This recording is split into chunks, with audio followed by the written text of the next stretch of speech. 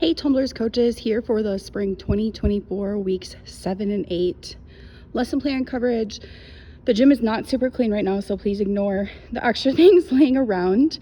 I'm going to start with this station right here, and this is not listed this way in the lesson plan. So it says to use a red block to block jump up, walk to the end, and straddle jump stick. And currently we've been using both red blocks in the stack of mats over on the low single rail for wall walk pullover. So this is a way that we could do this with a different mat. Now we could also put this blue block where the red block is in that stack over there and just use the red block. But I wanted to point out just a way that we often use to adjust block jump height for small kids. So make sure to have the dot back here so that if a kid jumps up and starts to fall backwards, that they don't land on another kid. And if you look here, the distance from this big panel mat up to that blue block is similar to the red block, but then you could also pull this panel mat out of the way for an older or more advanced student who wants to try jumping up even higher than the red block. In my experience, most kids, the red block is appropriate, but there are those few who can make a blue block, so that's nice to have that available. And then this is what we do for kids who are a little bit smaller and might struggle doing a great straddle jump stick from further down. Now, that being said, they've been doing this jump off the medium beam to stick position, and you know how that has or hasn't been going well. So if kids, when they dismount off the beam, are falling down immediately a lot, using that panel mat could help to make the ground not so far away and maybe look a little more friendly, so they could actually work on going really big on their straddle jump, or you could simply pull that out of the way depending upon your class. So you'll want to decide based on your night which way you want to set this up. Obviously this setup takes 3 mats, and using the red block by itself only takes 1. So the red block would probably be easier, but I just wanted you to know some other options or creative problem solving ways for the future. Then it's the trampoline. Make sure to put a dot really far away for connecting split jumps. Remember on that one, we want to make sure to tell them, put your favorite foot in front. The one you stick out for a cartwheel, that's the one you should kick up in front. A lot of kids switch feet or use the opposite, so make sure you're giving that in directions so they have the chance to try. This is the 8-inch next, where they could be practicing bridge kickover. Now, that's been a station already for a couple weeks, so you kind of know the level of your class and whether or not they really need to be working on that. So I'm going to give you some options. First, I would put dots here and then have them crawl across the mat so they can lay on top and reach their hands down. Sometimes coming up the other way, they get confused, don't turn around. It's just a little easier to give directions from this way, where you say crawl across and lay on your back. And then I also put those 2 dots in the middle, because on this station 2 kids could go at a time. So if your group is a little bigger, I would have them use 2 kids at a time, and if your group is smaller, that would be way too many turns, so I would remove one of the sets of dots. But putting the dots in the middle keeps them far enough apart, so you can say go next to the dot, and then they would stay away from one another. I made a video of this one where I could do a bridge, and then how you could transition that to come down and backward roll off the mat. So for some of your kids, kicking over is just really not super helpful, and when they do go to kick over, their shoulders will fall towards the mat and look more like a backward roll anyways. So if you can have your younger classes just purposefully backward roll off, then they're getting another chance to work on rolling backwards and a bridge at the same time. Or then when kids go to do a kick over and they let their body lay down on the mat and flip their feet over, you can say, that wasn't a bridge kick over, that was a backward roll. Remember, those 2 things are different. So you could have a kid show one of each and then let them pick which one. So I'll pause the video here and just show my video of bridge, lay down, and then I didn't do the backward roll, but I pulled my toes over where you could see what would come next.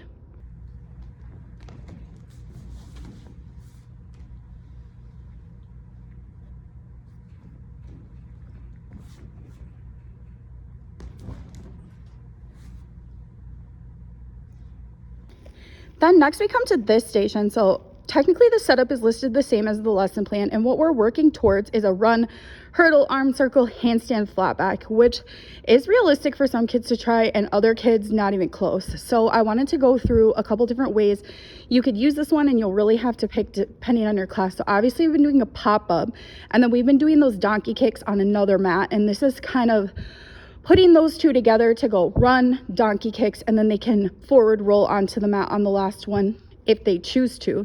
So the most advanced version, like I said, would be run, handstand, flat back. I would not suggest that or show that to a whole group, but you'll kind of know when you've got those older kids or those kids you think can do it, and you can kind of describe it to them and let them try, and it'd be a pretty safe try. But if you explain that to all kids, you will end up with some kneeing in the face and some kind of jump up really high and head bombs. So what I would explain is 5 donkey kicks forward roll. And you can explain that either from standing still on the board, taking 1 jump off the panel mats, or running off the panel mats, depending on your class.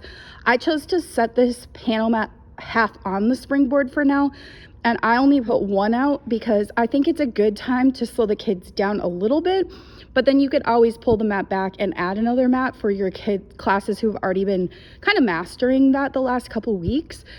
But I also want to point out that the soft top Resi really collapses under people's arms. So you'll kind of see that in the video, how far down my hands sink when I go to touch it. And so it really is a huge strength item. And because the mat isn't as firm as what they've been donkey kicking on, it is kind of tricky. A handstand flatback is better than a forward roll. Sometimes once kids start to forward roll off the springboard, they really have trouble switching to a handstand flatback. But the purpose of this class is not really to teach them to compete a handstand flatback. It's to learn how to move their body. And so I think a forward roll can be helpful. But if you've got those kids who really been donkey kicking to handstand, you might want to stand by there when they're up and say, instead of a forward roll, you should really try your handstand flatback from your donkey kicks. And then maybe you could work them up to that handstand flatback. So again, class to class, this would be so different. But I would say 5, 6 would be standing still or 1 jump on. 7, 8 would be the start to run, maybe pull the mat back, and 9, 10 would be pull the mats back, maybe a longer run, and suggest the handstand flat back depending upon the kids. And when they're going to roll, the things that could be helpful to say is kick your feet as high as you can. Some of them let their feet drag down and kind of kick the front of the panel mat. Keeping your arms the same as each other. So a lot of them will kind of bend one arm straight and the other one and kind of, ninja roll sideways, which is really not what we want to happen. Saying look straight down at your belly button. A lot of them will kind of duck their ear to one side and do that kind of same stealth roll sideways instead of a gymnastics forward roll. And then if you're really worried, some of the kids when they go to roll might be where if their knees are together, they might knee themselves in the face if it's not the best one. So if you have kids where you notice that starting to happen, you can suggest to them, keep your knees apart when you roll just to make sure that you don't put your nose right in your knees. So hopefully those will be good, helpful tips, and you can let me know if you need any help with this one.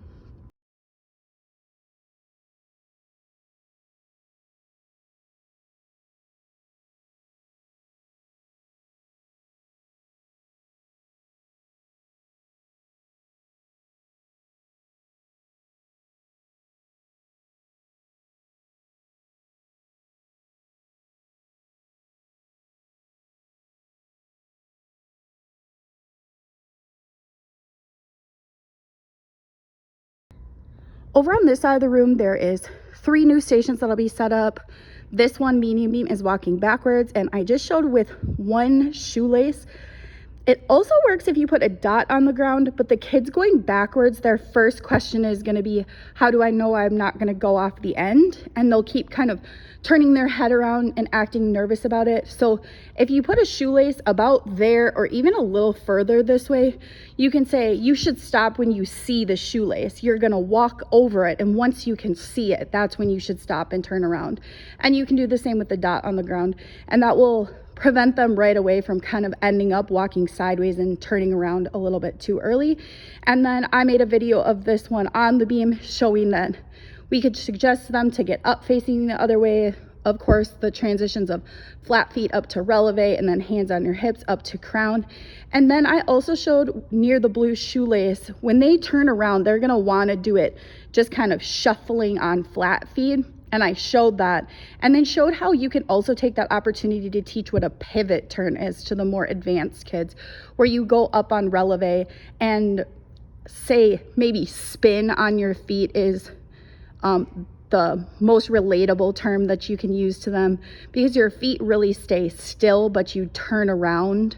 And so I think that word is maybe the most helpful, but feel free for the kids who need it to teach that skill for turning around as well. And then I put over here is where we're gonna do the wall walk handstand. I forgot to take the shoelaces off from this last time, but I moved the blue squares back here because I think this would be a great time for their partners to be standing on the beam waiting for them next to a blue square. So we know exactly where they're standing and they get to work on balancing a little bit more. And if you have a really paying attention class that's pretty coordinated, you could even say, oh, next to the blue square, could any of you stand on one foot while you're waiting your turn? Could you hold it up the whole time? And that could be some extra balance.